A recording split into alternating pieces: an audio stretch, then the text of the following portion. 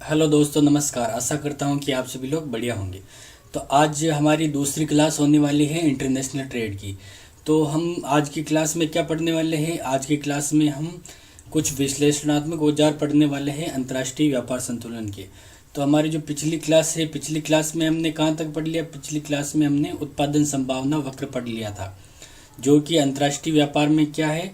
पूर्ति पक्ष को दर्शाता है, पूर्ति पक्ष को।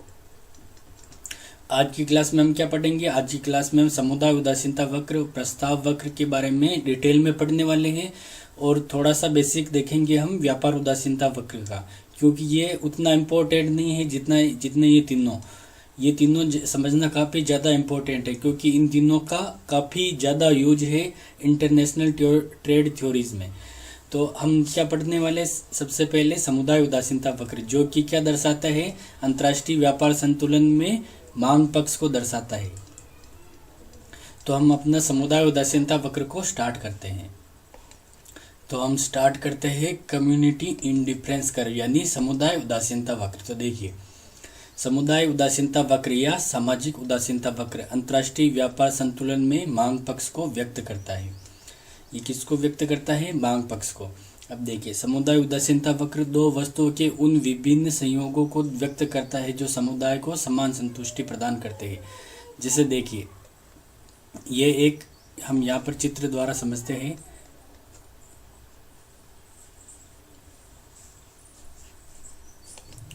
ये हमारा ए देश का समुदाय उदासीनता वक्र है, यानी कम्युनिटी इंडिफरेंस कर्व है। तो ये जो हमारा आईसी कर्व है, इसके प्रत्येक बिंदु पर क्या होता है? इसके प्रत्येक बिंदु पर समुदाय को समान संतुष्टि मिलती है। यानी देखिए, जैसे यहाँ पर हमारा है ए बिंदु और यहाँ पर माना कि हमारा बी बिंदु हो। तो देखिए, जब ए बिंदु है तो ए बिंदु पर क्या है? ए बिंदु पर ए देश है। ए देश अक्ष वस्तु की कितनी? 2 इकाइयों का उपभोग कर रहा है। अक्ष वस्तु की कितनी? 2 इकाइयों का उपभोग कर रहा है और वाय वस्तु की 5 इकाइयों का उपभोग कर रहा है। तो देखिए, 2 या 5 इतना उपभोग कर रहा है ए बिंदु पर। और माना कि ए देश अगर बी बिंदु पर उपभोग करता है तो देखिए, अक्ष वस्तु की कितनी? 4 इकाइयों का उपभोग करता है। तो अक्ष की कितनी? 4 इकाइयाँ। और वाय वस्तु की कितनी इकाइयाँ? वाय वस्तु की 3 इकाइयों का उपभोग करता है। तो वाय वस्तु की 3 इकाइयों। तो ये हमारा है बी बिंदु पर। तो देखिए, जो हमारा ए देश है, ए बिंदु पर उपभोग करे या बी बिंदु पर, यानी यहाँ पर उपभोग करे या यहाँ पर, उसको समान उपयोगिता मिलती है या समान संतुष्टि मिलती है। या तो वह अक्ष वस्तु की 2 इकाइयाँ और वाय वस्तु की 5 इकाइयाँ खरीदे, या इसकी जगह अक्ष वस्तु की 4 और वाय वस्तु की 3 इकाइयाँ खरीदे। इन दोनों में से कोई भी संयोग खरीदेगा तो उसको समान संतुष्टि मिलेगी, किसी में भी अधिक या किसी में भी कम संतुष्टि नहीं मिलेगी। तो ये है हमारा समुदाय उदासीनता वक्र। तो देखिए, समुदाय उदासीनता वक्र 2 वस्तुओं के उन विविध संयोगों को व्यक्त करता है जो समुदाय को समान संतुष्टि प्रदान करते हैं। इसी प्रकार जैसे हमने यहाँ पर तो 2 बिंदु लिए, यहाँ पर अनेक अनंत बिंदु बनते हैं जहाँ पर भी ए और बी के समान संतुष्टि मिलती है। तो देखिए, किसी देश की विविध व्यक्ति रुचियों को जोड़कर समुदाय उदासीनता वक्र खींचे जा सकते हैं। तो देखिए, जो समुदाय उदासीनता वक्र है, देश के जितने भी व्यक्ति होते हैं उनकी जो व्यक्तिगत रुचियां हैं उनका जोड़ करके समुदाय उदासीनता वक्र खींचा जाता है।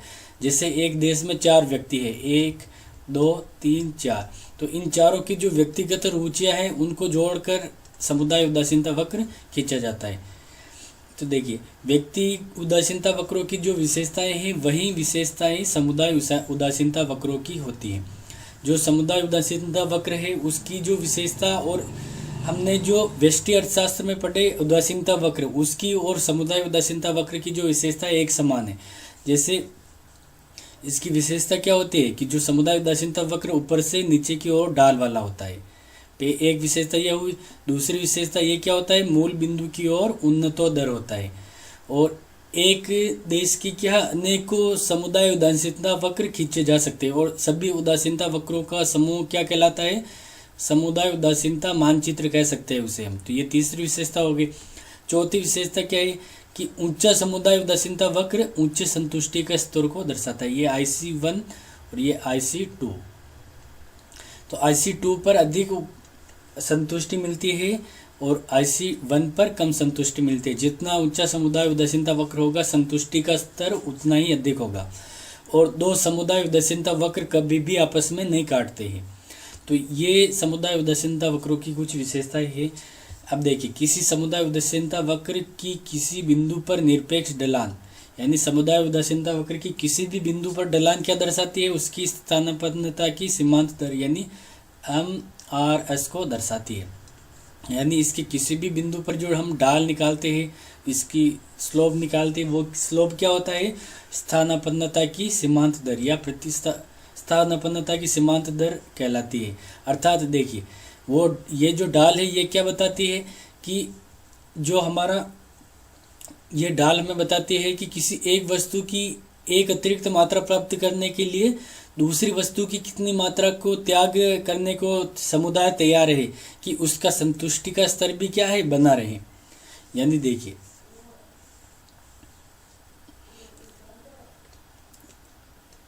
ये जो हमने यहाँ पर स्पर्श रेखा खींची है, समुदाय उदासीनता वक्र है ये, और ये हमारी स्पर्श रेखा है। तो ये स्पर्श रेखा का जो स्लोप है ये क्या बताता है कि जैसे अक्ष वस्तु की हमें क्या चाहिए? एक अतिरिक्त इकाई चाहिए। हमें क्या चाहिए? अक्ष वस्तु की एक इकाई अधिक करनी है। तो अक्ष वस्तु की एक इकाई अधिक करने के लिए वायु वस्तु की कितनी मात्रा कम करनी पड़ेगी? उसका जो संतुष्टि का स्तर है, संतुष्टि का स्तर क्या रहे? बना रहे। यानी उसके संतुष्टि के स्तर में कोई परिवर्तन नहीं होना चाहिए। तो ये हमें बताता है समुदाय उदासीनता वक्र का स्लोप। अब हम आगे देखते हैं। देखिए, एक देश के कई समुदाय उदासीनता वक्र खींचे जा सकते हैं या कई उदासीनता वक्र होते हैं। ऊंचे समुदाय उदासीनता वक्र समुदाय को अधिक संतुष्टि प्रदान करते हैं। यानी मूल बिंदु से जितना दूर होगा वह उतनी अधिक उपयोगिता व्यक्त करेगा। यह समुदाय उदासीनता वक्र बाएं से दाएं को नीचे की ओर ढाल वाले होते हैं। समुदाय उदासीनता वक्र एक दूसरे को नहीं काटते। इसका मतलब यह है कि देश के सभी निवासियों की आय तथा रुचियाँ एक जैसी होनी चाहिए। यानी देश के जितने भी निवासी है उसकी जो रुचियाँ है वो एक समान होनी चाहिए और उनका आय का स्तर भी। तो ये इसकी कुछ विशेषताएं थी जो हमने पहले ही डिस्कस कर ली थी। और ये हमारा समुदाय उदासीनता वक्र का चित्र है। ये IC1, IC2, IC1, IC2 और IC3 है।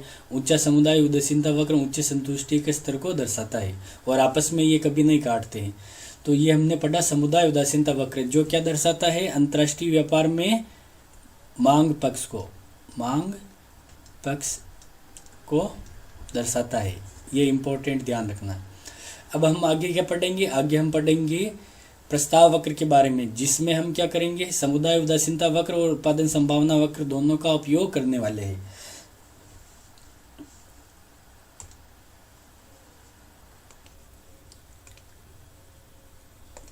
अब देखिए, द ऑफर कर्व यानी प्रस्ताव वक्र। तो देखिए, इसे मील, एजवर्थ और मीड द्वारा प्रतिपादित पारंपरिक मांग वक्र भी कहते हैं। किसी देश का प्रस्ताव वक्र उस सापेक्ष वस्तु कीमत को निर्धारित करता है। देखिए, किसी देश का प्रस्ताव वक्र उस सापेक्ष वस्तु कीमत को निर्धारित करता है जिस पर व्यापार होता है। यानी प्रस्ताव वक्र क्या है? प्रस्ताव वक्र वस्तु कीमतों को निर्धारित करता है जिस पर क्या होता है? व्यापार होता है। तो देखिए,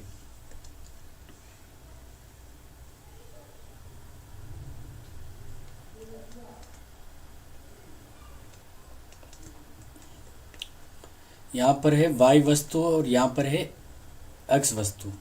अब देखिए, हमने यहाँ पर एक प्रस्ताव वक्र खींचा। माना कि ये है एक, जैसे माना कि देश मान लेते हैं, ए देश का प्रस्ताव वक्र है। ये किसका? ए देश का प्रस्ताव वक्र है। अभी इसका शेप इस प्रकार से बना है, मतलब ये कौन सी वस्तु का उत्पादन कर रहा है? ये वाई वस्तु का उत्पादन। ये किसका? वाई का तो उत्पादन कर रहा है और किसका? अक्ष वस्तु का आयात करेगा। यानी वाई का उत्पादन और इसका निर्यात करेगा और अक्ष वस्तु का आयात करेगा। अब देखिए, जब हम ये हमारा क्या है? ए देश का प्रस्ताव वक्र है। तो हम ये जैसे ये प्रस्ताव वक्र के यहाँ पर ये बिंदु ले लिया हमने, ए बिंदु लिया है, या इसको हम P बिंदु मान लेते, तो P बिंदु मान लेते हैं, तो हम यहाँ से O बिंदु से P को मिलाते हैं सीधा। तो ये जो लाइन बनती है, ये कौन सी लाइन है? ये वस्तु कीमत, अंतर्राष्ट्रीय व्यापार की स्थिति में वस्तु की कीमत अनुपातों को दर्शाती है। अब देखिए, माना कि हम प्रस्ताव वक्र के यहाँ इस बिंदु पर है, Q बिंदु पर, तो ये जो हमारी लाइन है ये हमारी अंतर्राष्ट्रीय कीमत अनुपातों को दर्शाएगी। और ये अगर इस बिंदु पर है तो ये हमारी कीमत लाइन होगी। अब देखिए, यह उस देश की निर्यात योग्य वस्तु की उन विविध मात्राओं को प्रदर्शित करता है जिन्हें वह देश विविध अंतर्राष्ट्रीय कीमतों पर आयात योग्य वस्तु से विनिमय करने को तैयार है। तो देखिए, ये निर्यात योग्य वस्तु, यानी निर्यात योग्य वस्तु का क्या है यहाँ पर? वाई वस्तु। तो वाई वस्तु की उन विभिन्न मात्राओं को प्रदर्शित करता है जो विभिन्न अंतर्राष्ट्रीय कीमतों पर आयात योग्य वस्तु से विनिमय करने को तैयार है। यानी आयात योग्य वस्तु क्या है यहाँ पर? एक्स वस्तु से। तो विभिन्न अंतर्राष्ट्रीय कीमतों पर जो हमारा ए देश है वह वाई वस्तु के बदले एक्स वस्तु की कितने आयात, या एक्स वस्तु के आयातों के बदले वाई वस्तु के कितने एक्सपोर्ट करेगा। तो ये हमें कौन बताएगा? प्रस्ताव वक्र बताएगा। देखिए, जैसे देखिए, ये हमारा P बिंदु है, तो P बिंदु पर क्या दर्शाता है? P बिंदु दर्शाता है कि जो हमारा जो देश है ए देश, देखिए ये एक्स वस्तु की इतनी मात्रा को क्या करना चाहेगा? आयात करना चाहेगा, और इसके बदले वाई वस्तु की इतनी मात्रा देने को तैयार है। और ये जो हमारी, इसको हम मान लेते हैं P1, ये अंतर्राष्ट्रीय कीमतों को दर्शाती है लाइन। अब माना कि यहाँ पर है अंतर्राष्ट्रीय कीमत, यहाँ पर है, तो देखिए हमारा जो देश है ए देश एक्स वस्तु के इतने आयात करना चाहेगा। ये हमारा क्या है? एक्स वस्तु को दर्शाता है ये वाला। तो एक्स वस्तु की इतनी मात्रा को आयात करना चाहेगा हमारा देश ए देश, और इसके बदले वाई वस्तु की इतनी मात्रा देने को तैयार है। तो ये हमारा प्रस्ताव वक्र बताता है। देखिए, अब देखिए, किसी देश को जो प्रस्ताव वक्र है तो उसको उत्पन्न करने के लिए किस किस की आवश्यकता होती है? देखिए, किसी देश का प्रस्ताव वक्र उत्पन्न करने के लिए उत्पन्न होगा, यहाँ पर उत्पन्न करने के लिए निम्न की आवश्यकता होती है। तो देखिए, पहला क्या है? पहला है हमारा उस देश का उत्पादन संभावना वक्र, दूसरा है उसका समुदाय उदासीनता वक्र, कम्युनिटी इंडिफरेंस कर्व, और तीसरा क्या है? विभिन्न अंतर्राष्ट्रीय वस्तु कीमतें जिन पर वह दूसरे देश से व्यापार करने को तैयार है।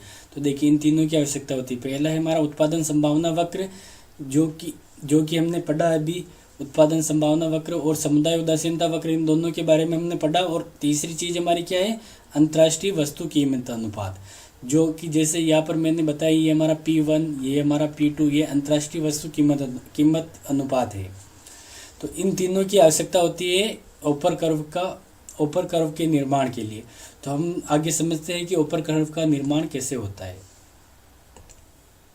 अब देखिए, हम देखते हैं ए देश के प्रस्ताव वक्र की उत्पत्ति। तो देखिए, ये हमने चित्र लिया है, तो इसमें हम सबसे पहले ए चित्र को समझेंगे। ये हमारा बी वाला पार्ट है, इसको हम बाद में समझेंगे। तो सबसे पहले हमें ए वाले पार्ट को देखना है। तो देखिए, हमें तीन चीज़ों की आवश्यकता है इसमें। देखिए, पहला क्या है? हमारा उत्पादन संभावना वक्र, जो कि हमारा चित्र में क्या है? AA1, यानी ये हमारा AA1, ये वाला जो पार्ट है ये हमारा क्या है? उत्पादन संभावना वक्र है। ये वाला पार्ट, ये हमारा उत्पादन संभावना वक्र। दूसरा क्या है हमारा? उसके समुदाय उदासीनता वक्र। ए देश के समुदाय उदासीनता वक्र कौन कौन से है? CL1, CL2 और CL3, ये तीनों क्या है? समुदाय उदासीनता वक्र। तो देखिए, ये हमारा CL1, ये हमारा CL2 है, और ये हमारा CL3, ये तीनों हमारे क्या है? समुदाय उदासीनता वक्र। और कीमत रेखा है, तीसरी चीज़ क्या है? कीमत रेखा है, जो है P1, P2, P3। तो देखिए, ये हमारी पहली है P1, ये वाली लाइन, दूसरी है हमारी P2, और ये तीसरी है हमारी P3। तो देखिए, अब देखिए, जब व्यापार नहीं होता, प्रारंभ में जब व्यापार नहीं होता है, तो ऐसी स्थिति में संतुलन कहाँ पर है? ए बिंदु पर। तो देखिए, ये हमारा, देखिए मैं आपको एक छोटा चित्र बना देता हूँ। ये हमारा A1 है, A1। अब देख प्रारंभ में व्यापार नहीं है, तो ऐसी स्थिति में जो हमारा ये हमारी P1 लाइन है, ये हमारी यहाँ पर स्पर्श करती हुई P1 लाइन है, P1। और इसमें क्या है, इसमें देखिए ये जो हमारा Cl1 है ये यहाँ पर इस प्रकार जाता है E बिंदु पर। देखिए यहाँ पर ये हमारी P1 लाइन और Cl1 तीनों E बिंदु पर स्पर्श करते हैं।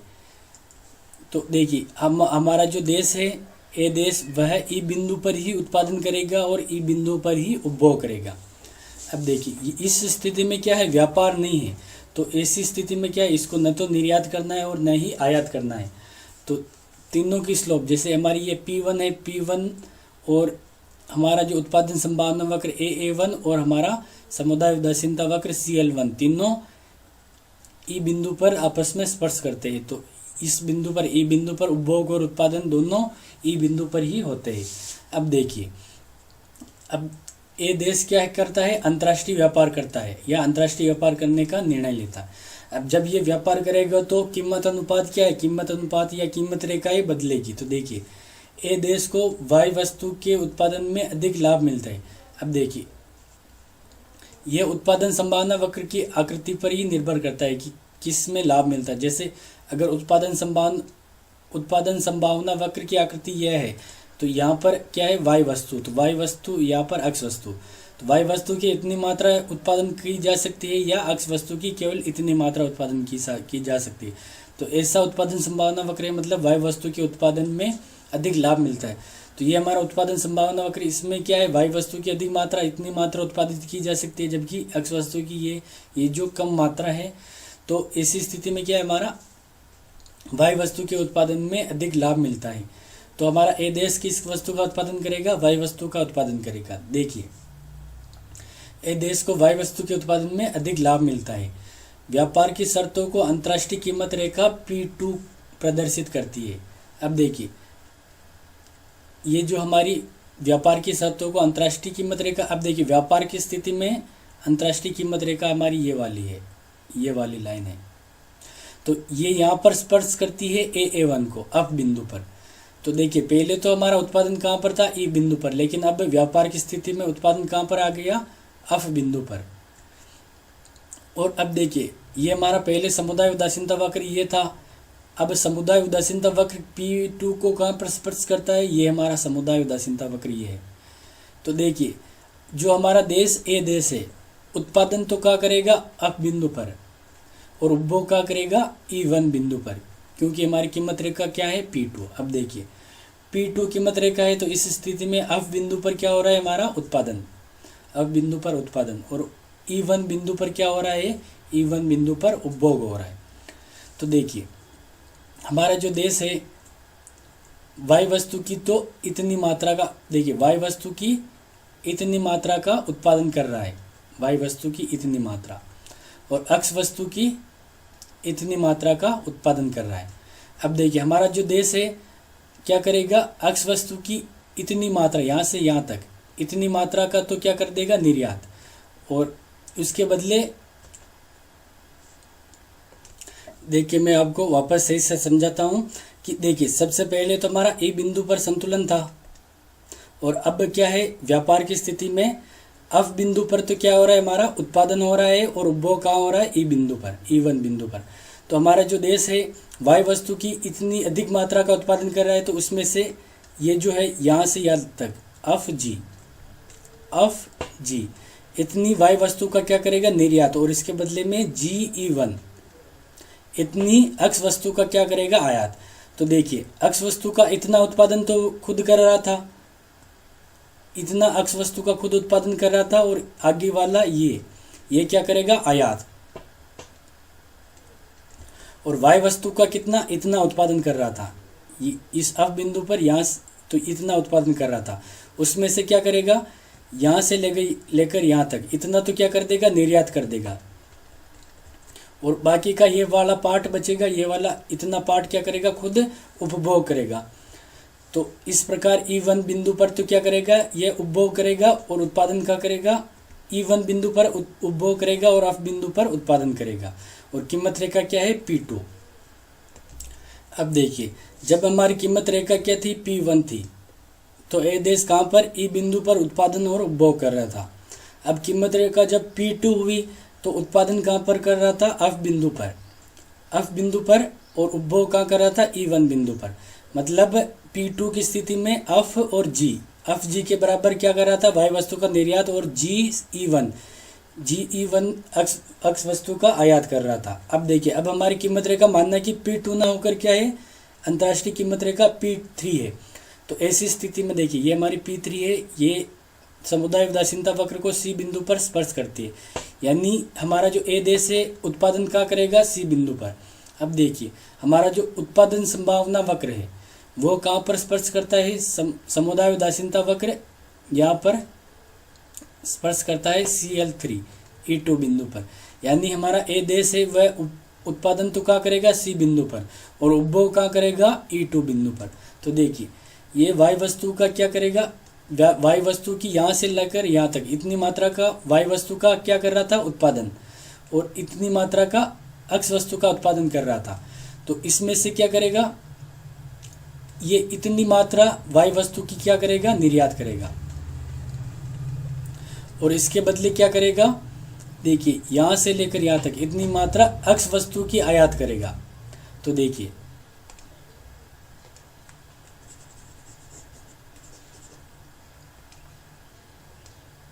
C से लेकर D तक ये क्या करेगा, वाई वस्तु का निर्यात करेगा। तो देखिए, P3 में क्या है, CD निर्यात करेगा वाई वस्तु का, और DE2 ये क्या करेगा, आयात करेगा वाई वस्तु का, अक्ष वस्तु का। DE2 ये क्या करेगा, आयात करेगा अक्ष वस्तु का। तो इस प्रकार ये E2 बिंदु पर संतुलन में होगा। तो देखिए, जब व्यापार नहीं था तो ऐसी स्थिति में ई बिंदु पर उपभोग या उत्पादन कर रहा था, तो उसका संतुष्टि का स्तर CL1 पर था। जब P2 कीमत रेखा थी तो उसका संतुष्टि का स्तर और बढ़ गया, उच्च समुदाय उदासीनता वक्र पर चला गया। जब कीमत रेखा P3 हुई तो ऐसी स्थिति में ये और उच्च समुदाय उदासीनता वक्र पर E2 बिंदु पर आ गया। अब देखिए, P1 पर जो कीमत रेखा है इसमें क्या है, वाई वस्तु सस्ती है और अक्ष वस्तु महंगी है। अब P2 पर क्या है, वाई वस्तु और महंगी हुई, वाई वस्तु क्या हुई, वाई महंगी हुई, और P3 पर वाई वस्तु और अधिक महंगी हुई, वाई और अधिक महंगी हुई। तो P3 पर क्या हुआ कि उसको एक्सपोर्ट तो इतना ही करना पड़ रहा है, कम एक्सपोर्ट करना पड़ रहा है, जबकि आयात इतने मिल रहे इतने अधिक, क्योंकि वह जो वाई वस्तु का उत्पादन कर रहा है वह और अधिक महंगी हो गई। तो ये यहाँ पर काफ़ी इम्पोर्टेंट ध्यान रखना कि जब देखिए इसका स्लोप क्या हो रहा है, स्लोप कम हो रहा है, क्या है, कीमत रेखा का स्लोप कम हो रहा है। तो ऐसी स्थिति में क्या हो रहा है, वाई वस्तु तो क्या हो रही है, महंगी हो रही है, और अक्ष वस्तु क्या हो रही है, सस्ती हो रही है। ये इंपॉर्टेंट पॉइंट है, नोट करना, ध्यान रखना।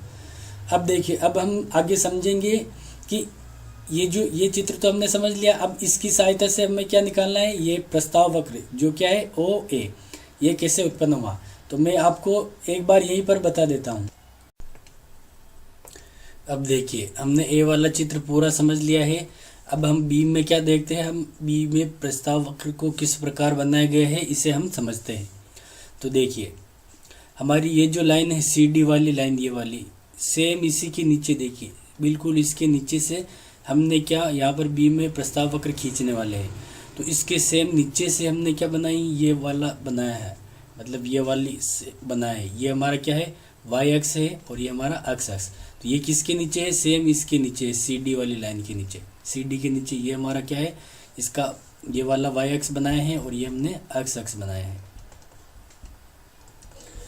अब देखिए, इसके बाद क्या करना है हमें कि देखिए, हमारा ये जो त्रिभुज है, ये हमारा त्रिभुज बना है FGE1।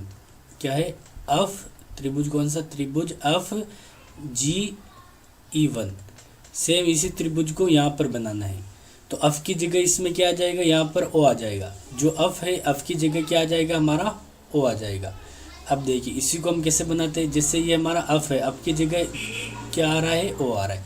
अब देखिए जो हमारा अफ और जी है, क्या है, अफ और जी, तो इसके बराबर हमने यहाँ से लिया, यहाँ पर जी बिंदु ले लिया, यहाँ पर ओ है, ओ से यहाँ तक जी बिंदु ले लिया, ये दूरी हमने ले ली। अब हमारे जी पर यहाँ पर क्या 90 डिग्री का कोण है, तो हमने जी से यहाँ पर 90 डिग्री का कोण बना लिया। अब ये वाली जो दूरी है GE1, तो इतनी दूरी ली, यहाँ से ये वाली दूरी बराबर ली और यहाँ पर हमने E1 बिंदु नाम दे दिया। अब देखिए ये कहीं मैं यहाँ पर समझा देता हूँ कि यहाँ पर जैसे ये हमारा अफ बिंदु है, अफ की जगह यहाँ पर हमारा क्या आ गया, ओ है, तो यहाँ पर क्या था हमारा अफ। अब अफ से हमने जी तक दूरी ली, तो ये हमारी अफ से जी तक दूरी ये है, तो यहाँ पर हमने जी बिंदु दे दिया, मतलब ये वाली दूरी जो है सेम यहाँ पर ले ली हमने। अब जी पर हमारा 90 डिग्री का कोण है, तो जी पर हमने 90 डिग्री का कोण बनाते हुए जो हमारी ये दूरी है GE1, उतनी दूरी पर यहाँ पर हमने क्या ले लिया, E1 बिंदु ले लिया, ये हमारा E1 बिंदु आ गया। तो ये वाला त्रिभुज हमने बना दिया। यहाँ पर ये वाला जो त्रिभुज है FGE1, इसकी जगह हमने क्या बना दिया, OGE1, यानी अफ की जगह क्या है, ओ है। तो ये त्रिभुज तो हमने बना दिया, एक त्रिभुज बना दिया। अब हमारा दूसरा त्रिभुज ही है, तो ये हमें बनाना है। तो इसमें क्या है, C और D। अब देखिए यहाँ पर जो C है, C की जगह क्या है, दूसरे चित्र में O हो गया, तो CD के बराबर दूरी हमने यहाँ से ली, यानी CB यहाँ पर आएगा, तो CD के बराबर दूरी यहाँ पर लेंगे, तो यहाँ पर हमारा क्या आ जाएगा, D, मतलब C से D दूरी ये हो गई, ये हमारी CD दूरी हो गई। तो हमने यहाँ पर ये बिंदु ले लिया D वाला, जो इसमें यहाँ पर लिया गया है, ये CD दूरी के बराबर है। अब D से हमने यहाँ पर 90 डिग्री का कोण है, मतलब D से हमने 90 डिग्री का कोण बनना है, और ये जो दूरी है पूरी वो की वो दूरी यहाँ पर भी ले ली है, मतलब DE2। ये DE2 दूरी और ये DE2 दूरी एक दूसरे की बिल्कुल बराबर है। तो यहाँ से हमने क्या बनाया, D से 90 डिग्री का कोण बनाया, तो यहाँ पर हमारा आया E2 बिंदु, E2, ये हमारा DE2। अब देखिए हमें क्या मिले, E1 और E2 बिंदु मिल गए। तो ये हमने त्रिभुज ये वाला भी खींच लिया है, तो इसको हम ऐसे कर सकते हैं, या मिलाएंगे तो ऐसे मिला सकते हैं। ये हमारा दूसरा त्रिभुज भी आ गया। तो हमने दोनों त्रिभुज खींच लिए हैं। अब देखिए हमें क्या करना है, अब देखिए हमें यहाँ पर एक तो E1 और E2 बिंदु मिला है, यहाँ पर भी E1 और E2 बिंदु मिल गया है। अब इसको हम O बिंदु से मिलाते हैं। तो देखिए O से मिलाते हुए E1 को मिलाया, ये E1 से होकर जाएगा, E1 और E2 को मिला देंगे। तो ये जो हमारा बना O से जो ये मिलाते हुए बना है OA, इसको हम क्या कहेंगे, A देश का प्रस्ताव वक्र है। ये हमारा A देश का प्रस्ताव वक्र है। सेम इसी में इस प्रकार बना गया है।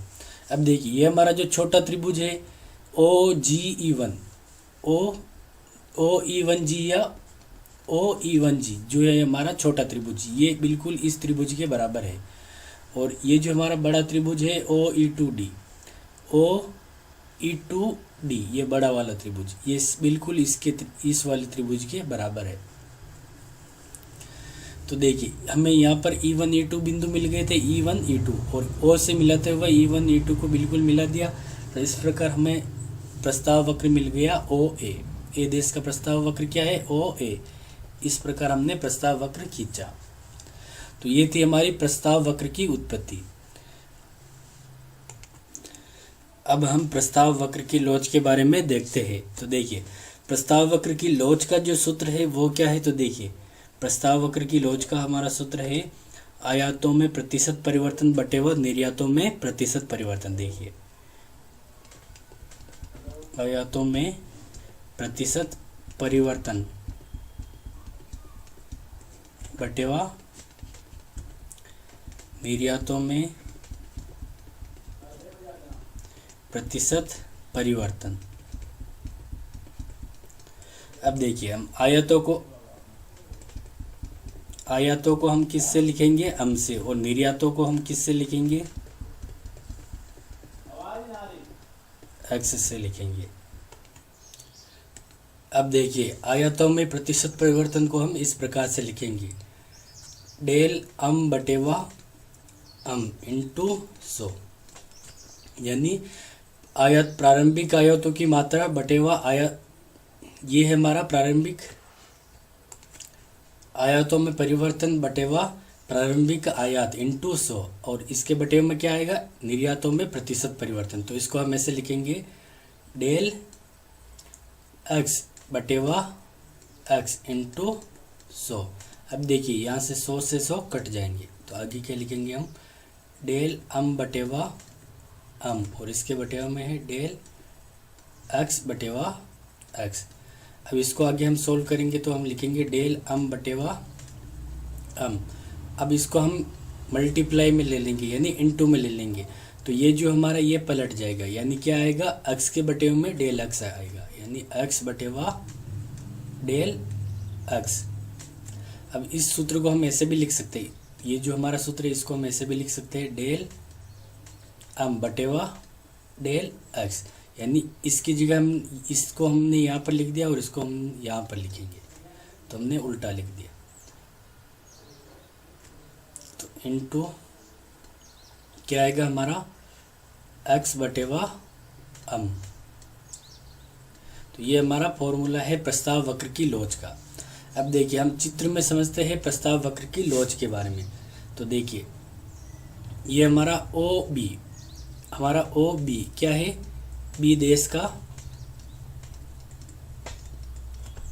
प्रस्ताव वक्र, ये हमारा ओ बी जो है बी देश का प्रस्ताव वक्र है, और यहाँ पर जो वस्तु है एक्स वस्तु, यहाँ पर है हमारी वाई वस्तु। तो ये हमारा बी देश का प्रस्ताव वक्र है। बी देश किसका उत्पादन करेगा, बी एक्स का क्या करेगा, एक्स का उत्पादन करेगा एक्स का, और इसको निर्यात भी करेगा, एक्सपोर्ट भी करेगा, और आयात किसको करेगा, वाई को। तो वाई का क्या करेगा, आयात करेगा। अब देखिए अब हमें क्या करना है, ये ओ बी क्या है, बी देश का प्रस्ताव वक्र है। तो हमें यहाँ पर देखिए हमने यहाँ पर बिंदु लिया है, एक ई बिंदु लिया है। कौन सा बिंदु लिया है, ई बिंदु। तो ई बिंदु पर हमें क्या करनी है, प्रस्ताव वक्र की लोच ज्ञात करनी है। क्या करनी है, प्रस्ताव वक्र की लोच। तो इसके लिए क्या करेंगे, ई बिंदु पर हमने क्या किया, एक स्पर्श रेखा खींची। तो ये हमने ये एक क्या है, T1 एक स्पर्श रेखा खींची, T1 ये क्या है, एक स्पर्श रेखा, ये हमने खींची। तो देखिए ये T1 हमने स्पर्श रेखा खींची है। अब देखिए अब हम क्या करेंगे, ये ई बिंदु से यहाँ पर एक लंब डालेंगे, यानी यहाँ से हम एक लंब डालेंगे यहाँ पर एक्स एक्स पर, यानी ये 90 डिग्री का कोण बनाते हुए होना चाहिए। और हमने यहाँ पर बिंदु क्या दिया, यहाँ पर अन बिंदु दिया है। अब देखिए अब हम इसमें ई बिंदु पर हमें क्या करनी है, हम बिंदु पर ई बिंदु पर हमें प्रस्ताव वक्र की लोच ज्ञात करनी है। तो देखिए इस वस्तु का जो एक्स वस्तु है इसका तो क्या करेगा, एक्सपोर्ट। तो देखिए ये क्या है, ये हमारा कुल एक्सपोर्ट है, यानी एक्स क्या है इसमें। देखिए इस फॉर्मूले में हमें किसकी ज़रूरत है, एक्स की ज़रूरत है, एक्स की ज़रूरत है, अम की ज़रूरत है, डेल अम की ज़रूरत है, और डेल एक्स की ज़रूरत है। तो देखिए हमारा ये जो है ये यहाँ से यहाँ तक, यानी ओ अन क्या है, हमारा एक्स है, यानी एक्सपोर्ट। ये जो हमारा एक्स है यानी एक्सपोर्ट यानी निर्यात। और देखिए हमारा जो T1 है ये यहाँ से लेकर यहाँ तक, ये क्या है, निर्यात में परिवर्तन। यहाँ से ओ से अन तक तो है हमारे कुल निर्यात, और T1 क्या है, हमारे निर्यात में परिवर्तन, यानी डेल एक्स है। और ये हमारा क्या है, कुल आयात और आयात में परिवर्तन भी दोनों यही है, यानी हमारा ई अन ये क्या है, अम भी यही है, और ई एन क्या है, डेल अम, यानी आयात भी यही है और आयातों में परिवर्तन भी यही है। तो देखिए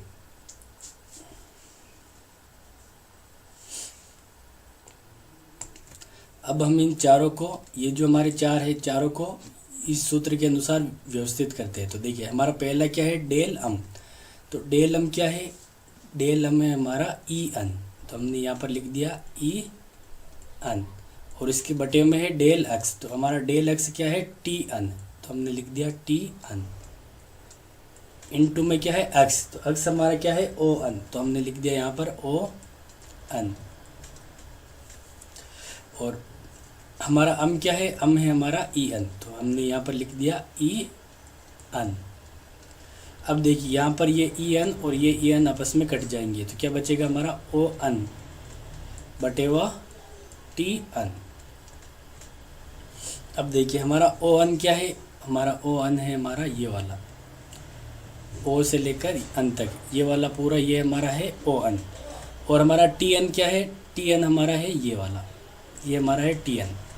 यानी हमारा ये वाला ओ अन है, ओ अन क्या है, ये है बड़ा और ये हमारा है छोटा। तो हम इसको भाग देंगे तो इसकी जो वैल्यू हमारी क्या आएगी, एक से अधिक, यानी क्या आएगी, एक से अधिक। यानी ई बिंदु पर जो प्रस्ताव वक्र की लोच क्या है, एक से अधिक। क्या है, ई बिंदु पर प्रस्ताव वक्र की लोच क्या है, एक से अधिक है।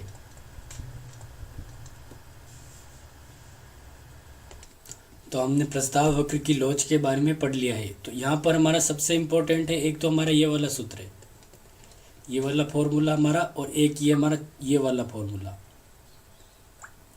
ये दोनों हमारा यहाँ पर सबसे ज़्यादा इम्पोर्टेंट है कि हमें ये जो मात्राएं दी गई हो और हमें प्रस्ताव वक्र की लोच ज्ञात करने के लिए दे दिया जाता है, तो ऐसी स्थिति में हम इस फॉर्मूला द्वारा सॉल्व कर सकते हैं। तो अब हम आगे देखते हैं कि प्रस्ताव वक्र का महत्व क्या है। तो देखिए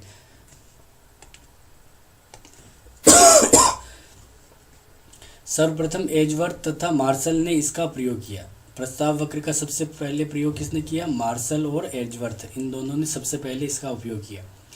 परंतु देखिए मिल के पारंपरिक मांग के सिद्धांत, अंतर्राष्ट्रीय व्यापार से लाभ विनिमय दर सिद्धांत, प्रशुल्क सिद्धांत की व्याख्या करने के लिए इसे प्रयोग किया जाता है। देखिए सबसे पहले प्रयोग प्रस्ताव वक्र का एजवर्थ और मार्शल ने किया, लेकिन सबसे ज़्यादा उपयोगी प्रस्ताव वक्र किस चीज़ में है, तो देखिए मिल के पारंपरिक मांग सिद्धांत में इसका उपयोग किया जाता है, अंतर्राष्ट्रीय व्यापार से लाभों को मापने के लिए इसका उपयोग किया जाता है, और विनिमय दर के निर्धारण के सिद्धांतों में इसका उपयोग किया जाता है, और प्रशुल्क सिद्धांतों में भी इसका उपयोग किया जाता है। तो ये है